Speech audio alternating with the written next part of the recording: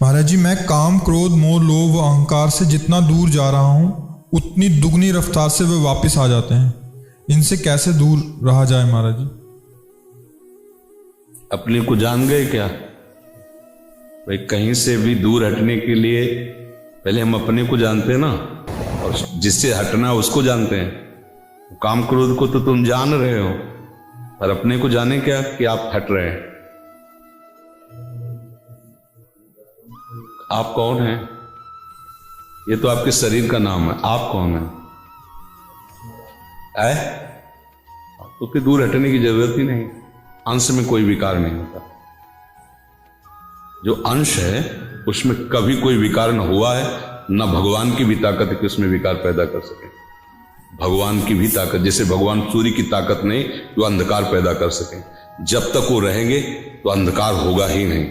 भगवान सूर्य की भी ताकत नहीं कोई अंधकार का दर्शन करा दें। वो जब हटेंगे तभी अंधकार होगा। समझ रहे हो ना? हाँ, अब हमारा जो भ्रम है वो शरीराभिमान है। हम अपने को शरीर मानते हैं। जे भी शरीर को हमने अपना माना तभी से हम भगवद अंश हैं। ये वाणी से कह रहे हैं लेकिन अनुभव में नहीं है। अनुभव में पांच भौतिक शरीर और जो सूक्ष्म शरीर और कारण शरीर, इन्हीं तीनों में हमारा राग ऐसा फैल गया है कि अंतःकरण की स्फुरण को मैं अपने में मानता हूं, अंतःकरण धर्म को मैं अपना धर्म मानता हूं, अंतःकरण की मांग को मैं अपना मानता हूं। बस अब गड़बड़। नाव खूंटे से बंधी हुई पूरी रात भर खेई गई, लेकिन वो 1 इंच आगे नहीं बढ़ी, क्योंकि खूंटे में बंधी हुई है, खूंटे से खुली नहीं। जो आप कहते हो मैं दूर हो रहा हूं, तो आप विकारों के पुंज देहाभिमान को तो साथ लिए हुए हो, तो दूर कहां होंगे? ये दूर कहां से हो जाएंगे? आपके देहाभिमान में तो ये वास कर रहे हैं।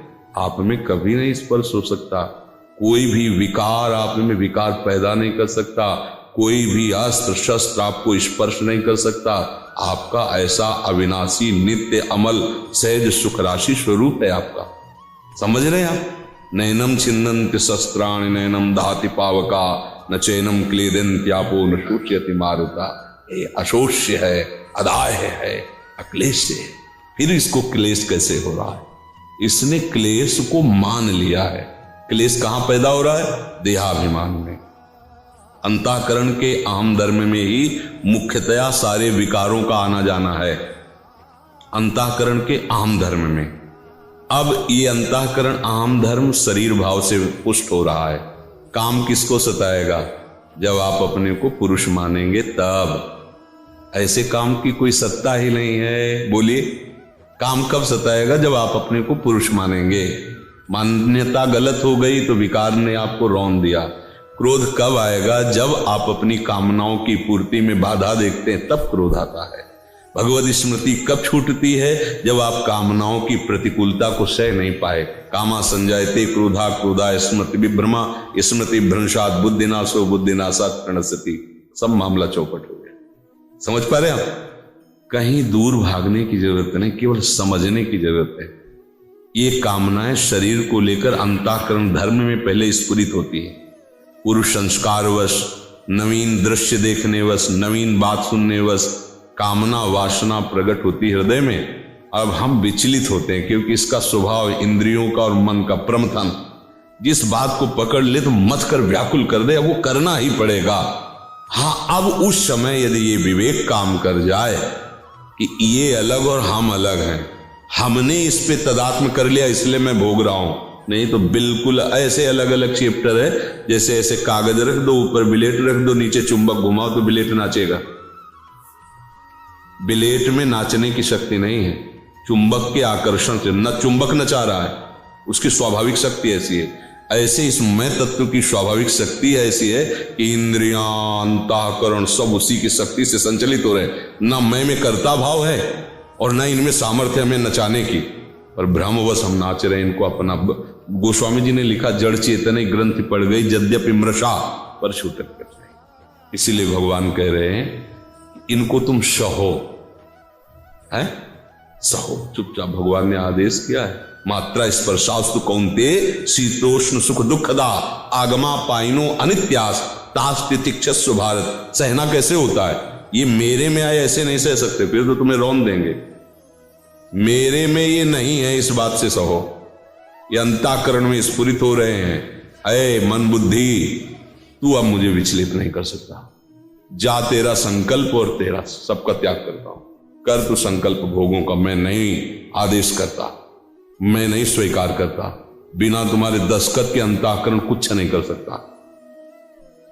तुम्हारी तन्मयता ही उसका दस्तखत है। मुझे खाना है, मुझे देखना है, मर गए, मार दिया उसने क्योंकि आपने दस्तखत कर दिया। ये मैं भोगूंगा, मैं देखूंगा, मैं सुनूं, यही पतन का रास्ता है। नमम ये सिद्धि है, ममेति ये सबसे बड़ी दुर्गति है। समझ पा रहे हो?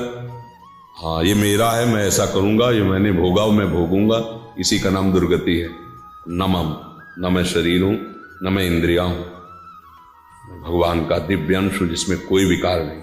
फिर ये विकारों को मैं क्यों भोग रहा हूं? अज्ञान के कारण, अविद्या के कारण। गोस्वामी जी ने स्पष्ट बताया कि कैसे बंधा हुआ है जी। बोले बंधे कीर मरकट की नहीं। तो चना या छुहारे के लोभ से बंदर सुराही में ऐसे हाथ डालता, जब निकालना चाहता समझ गया कोई हमें पकड़ लिया। यदि वो लोभ छोड़ देना विषय का, ऐसे निकल जाए। और वो छोड़ना, लोभ के कारण छोड़ने वाली बात ही नहीं आई उसके मन में, और बात ये बैठ गई, अब किसी ने पकड़ लिया, बिना बंधे बंधा बैठा, डंडा चल रहा है फिर भी नहीं निकल पा रहा है वो, फिर भी नहीं छोड़।